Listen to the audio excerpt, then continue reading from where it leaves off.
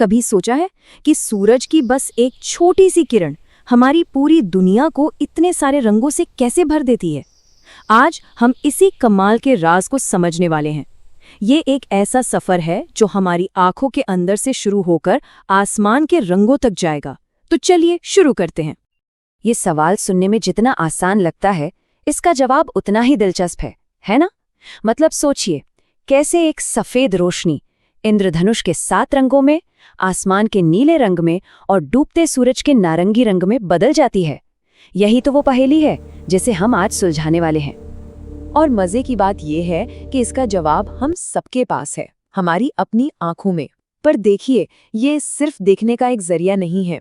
ये तो एक तरह का super advance live streaming camera है जो हम हमेशा अपने साथ लेकर चलते हैं। और अगर हम ये समझ गए कि ये काम कैसे करता है, तो समझिए आधी पहेली सुलझ गई।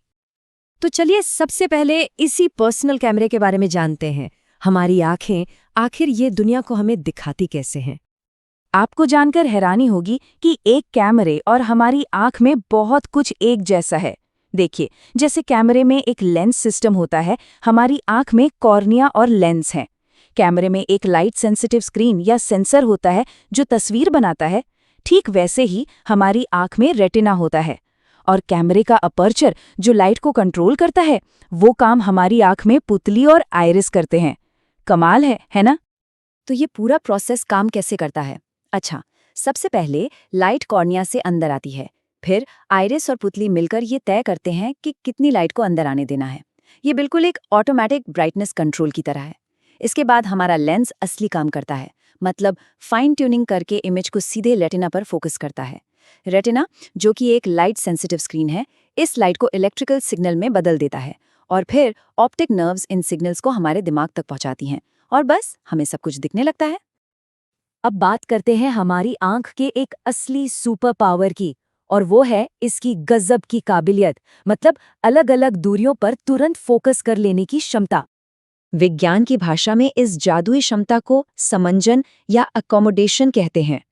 इसी की वजह से हम एक पल में दूर के पहाड़ को देख पाते हैं और अगले ही पल अपने हाथ में पकड़ी हुई किताब को भी साफ साफ पढ़ लेते हैं, वो भी बिना किसी मेहनत के। तो सवाल ये है कि ये होता कैसे है? देखिए, जब हम दूर की कोई चीज देखते हैं तो हमारी सिलियरी मांसपेशियां आराम करती हैं, रिलैक्स हो जाती हैं, जिससे हमारा लेंस पतला हो जाता है। और जैसे ही हम पास की कोई चीज देखते हैं तो यही मांसपेशियां सिकुड़ जाती हैं और लेंस को मोटा कर देती हैं। और ये सब इतनी तेजी से और अपने आप होता है कि हमें इसका एहसास तक नहीं होता। लेकिन हाँ, कभी कभी ये परफेक्ट सिस्टम भी गड़बड़ा जाता है, जैसे मायोपिया, जिसे हम नियर साइटेडनेस भी कहते हैं। इसमें दूर की चीजें धुंधली दिखती हैं। ऐसा इसलिए होता है क्योंकि इमेज रेटिना के सामने ही बन जाती है। इसे ठीक करने के लिए कॉन्केव यानी अवतल लेंस लगता है, और दूसरा है हाइपरमेट्रोपिया, मतलब फास्ट साइटेडनेस। इसमें पास की चीजें साफ नहीं दिखती क्योंकि इमेज रेटिना के पीछे बनती है, और इसके लिए कॉन्वेक्स यानी उत्तल लेंस की जरूरत पड़ती है। ठीक है, तो अब हम ये तो समझ गए कि हमारी आंख एक कैमरे की तरह काम करती है, लेकिन किसी भी कैमरे को काम करने के लिए क्या चाहिए? रोशनी। तो अब बात करते हैं रोशनी की, और खास तौर पर सूरज की रोशनी की, जिससे हमारी ये रंगीन दुनिया बनती है। और यहाँ कहानी में एंट्री होती है सर आइजैक न्यूटन की। 17वीं शताब्दी में उन्होंने एक बहुत ही सरल सा प्रयोग किया, लेकिन उस एक प्रयोग ने विज्ञान की दुनिया को हमेशा के लिए बदल कर रख दिया। उन्होंने हमें बताया कि सूरज की रोशनी असल में है क्या। न्यूटन ने किया क्या? उन्होंने बस सूरज की एक सफेद रोशनी को एक कांच के प्रिज्म से गुजारा, और फिर जो हुआ वो किसी जादू से कम नहीं था। वो एक सफेद रोशनी अपने 7 अलग अलग रंगों में बिखर गई। इसी कमाल की घटना को डिस्पर्जन या विक्षेपण कहते हैं। और ये रंग कौन से थे? ये वही रंगों का खूबसूरत बैंड था जिसे हम स्पेक्ट्रम कहते हैं, मतलब विबग्योर। बैंगनी, जामुनी, नीला, हरा, पीला, नारंगी और लाल। ऐसा इसलिए हुआ क्योंकि प्रिज्म से गुजरते हुए हर रंग की लाइट थोड़ी अलग एंगल पे मुड़ती है। बैंगनी सबसे ज्यादा और लाल सबसे कम। लेकिन न्यूटन यहीं नहीं रुके। उनका असली जीनियस तो अब दिखने वाला था। उन्होंने एक और प्रिज्म लिया और उसे पहले वाले के सामने उल्टा रख दिया। और जब वो 7 रंगों वाली लाइट इस दूसरे प्रिज्म से गुजरी तो वो फिर से मिलकर एक सफेद रोशनी बन गई। सच में कमाल था। और इसी से ये साबित हो गया कि सफेद रोशनी असल में इन 7 रंगों से मिलकर ही बनी है। तो अब जब हम ये राज जान चुके हैं तो चलिए अपने आसपास होने वाली कुछ सबसे खूबसूरत घटनाओं के पीछे की साइंस को समझते हैं। इंद्रधनुष को ही ले लीजिए। ये कैसे बनता है? बस ये सोचिए कि बारिश की हर एक बूंद एक नन्हे प्रिज्म की तरह काम करती है। जब सूरज की रोशनी इन लाखों करोड़ों बूंदों से होकर गुजरती है तो हर बूंद उस रोशनी को उसके साथ विबजौर रंगों में तोड़ देती है, और इन सभी बूंदों का मिला जुला असर हमें आसमान में एक शानदार इंद्रधनुष के रूप में दिखाई देता है। अच्छा, एक और सवाल जो हम सब ने कभी ना कभी सोचा होगा, आसमान नीला क्यों दिखाई देता है? इसका जवाब भी लाइट के एक और दिलचस्प बर्ताव में छिपा है। इसका सीधा सा जवाब है स्कैटरिंग, यानी प्रकाश का बिखरना। होता यह है कि जब सूरज की रोशनी हमारे वायुमंडल में आती है तो हवा में मौजूद बहुत छोटे छोटे कण नीले रंग की रोशनी को बाकी रंगों के मुकाबले कहीं ज्यादा बिखेर देते हैं, चारों तरफ फैला देते हैं। और यही बिखरा हुआ नीला रंग हमें हर तरफ से दिखाई देता है, इसीलिए हमें आसमान नीला लगता है। अब जरा रात के आसमान की बात करें। कभी सोचा है कि तारे क्यों टिमटिमाते हैं पर प्लैनेट्स यानी ग्रह नहीं?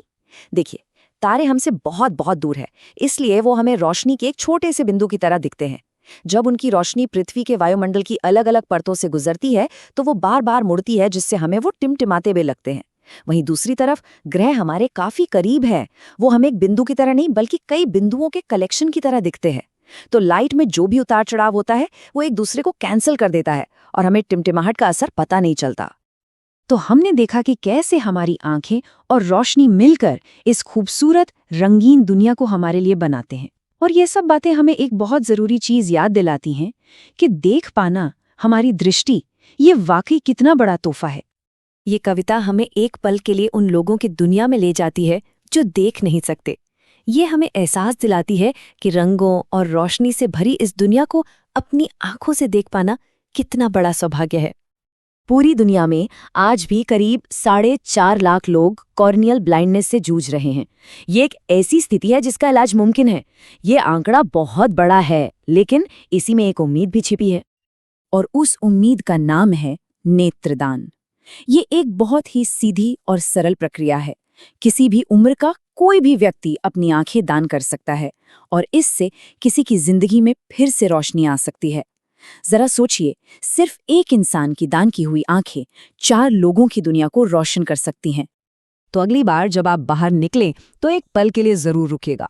आसमान के नीले रंग को, पेड़ों की हरी पत्तियों को या किसी अपने के मुस्कुराते हुए चेहरे को बस एक पल के लिए गौर से देखिएगा और उस कमाल के कैमरे की कद्र कीजिएगा जो आपके पास है और उस रंगीन दुनिया की जो ये हमें दिखाता है। हमारे साथ जुड़ने के लिए धन्यवाद।